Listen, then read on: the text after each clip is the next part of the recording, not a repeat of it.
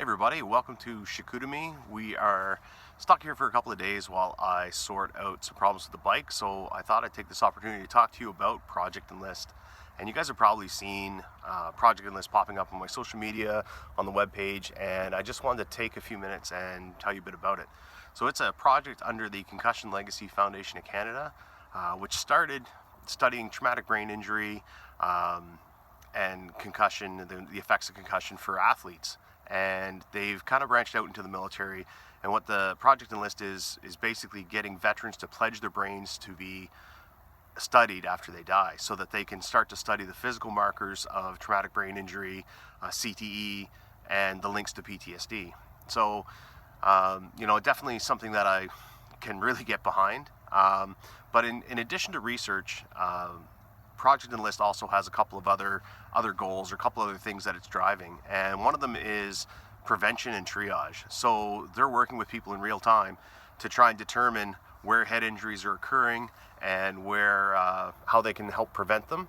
They're also looking at triage of how do we triage head injuries and treat them, so that people can get treatment early on.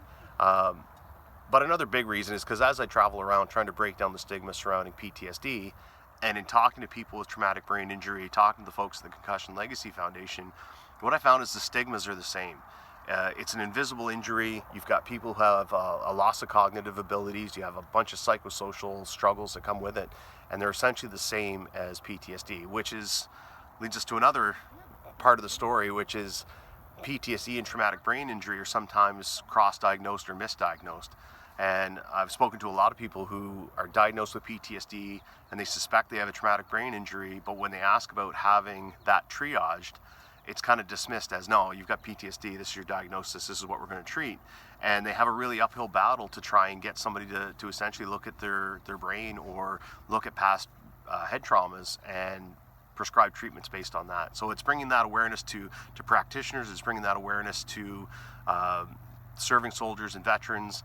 The Concussion Legacy Foundation has a ton of resources for dealing with traumatic brain injury, coping strategies, recovering tools, everything. So that's why I've thrown in with Project Enlist, and that's why you're going to see it prominently displayed on the Dispatch's webpage and on social media.